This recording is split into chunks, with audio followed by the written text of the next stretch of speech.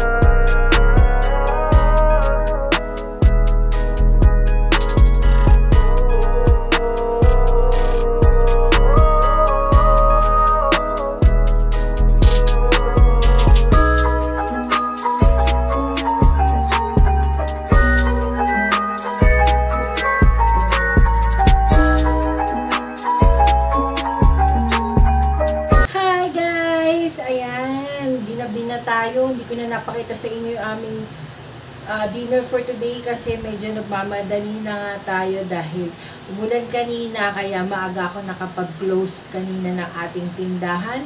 So ngayon nagluto lang ako ng aming ulam, nagsaing na rin ako. Nagluto ako ng tinolang manok. Ayan. So nagki-crave ako sa sa may sabaw dahil nga medyo malamig-lamig ngayon dahil umuulan siya kaninang hapon. So, tuloy-tuloy yung ulan. So, sabi ko, magtitinola muna ako para meron kaming mainit na sabaw. So, pakita ko sa inyo yung aming tinola. Naluto ko na siya. And then, ready na yung aming table. Ayan, magulo yung aming table. Pagpasensyahan niya na yan. Kasi nga, katatapos na natin magtinda. So, nilagay ko muna siya dyan.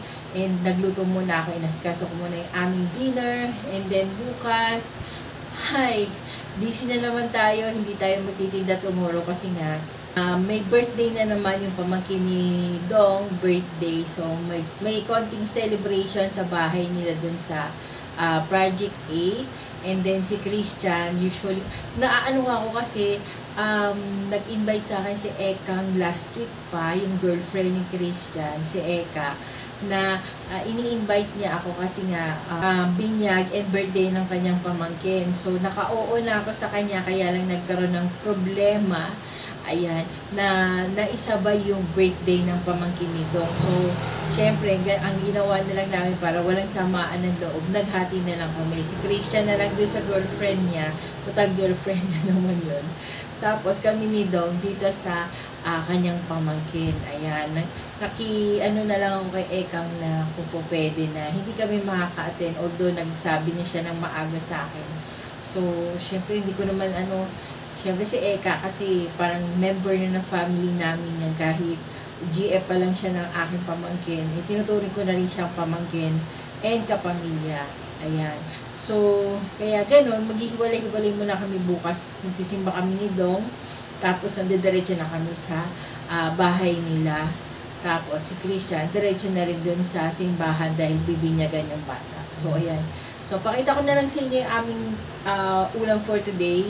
Ayan, yung niluto ko. Mabilisan na lang. Tapos, kumuha din ako ng tanim kong malunggay. So, maganda talaga pagka may tanim ka, anytime na kailangan mo, meron kang makukuha. So, ayan, pakita ko sa inyo. Tadaan! Ayan, nilagyan ko ng malunggay at sayote yung ating chicken. Ayan.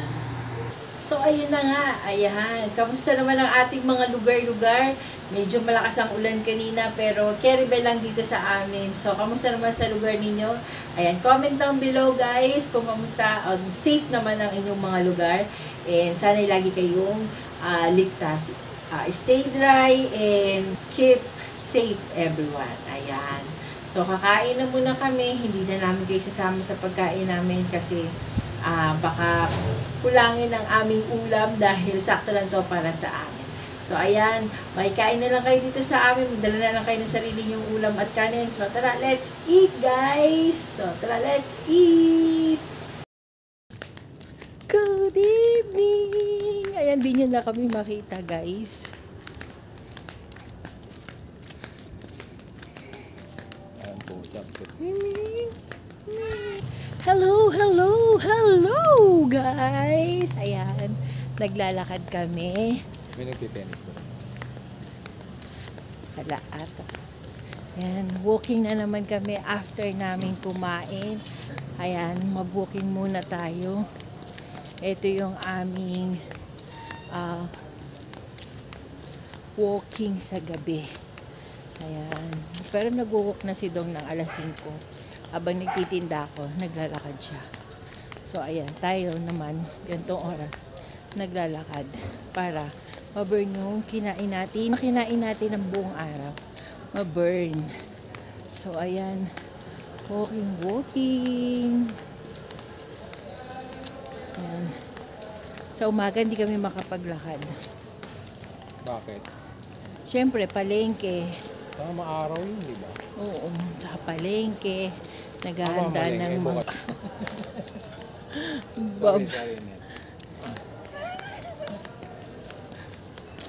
Ginugulpi mo na ako.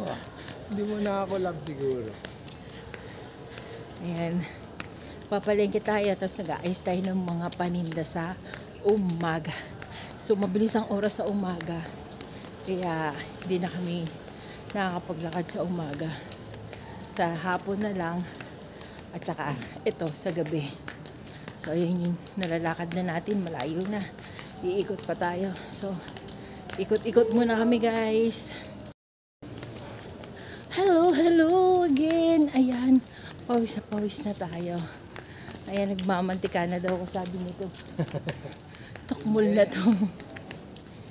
Malagkit lang. Ayan. So, pangalawang ikot na natin to. Last na ikot na kasi ang init na. Pawis na yung aking likuran. So, ayan. Alisin ko yung t-shirt ko. Hindi. So, ayan. Mag-end na rin tayo ng ating vlog for today. Ayan, kung nagustuhan ninyo ang aming mumunting vlog, ayan, please subscribe sa aming YouTube channel. At, hinihingal ako. At, ayan. At, i-click na rin ang bell notification para lagi kayong ma-notify once na meron kaming bagong upload. So, hanggang sa muli, guys. See you on my next vlog. Bye! Bye! Bye, guys!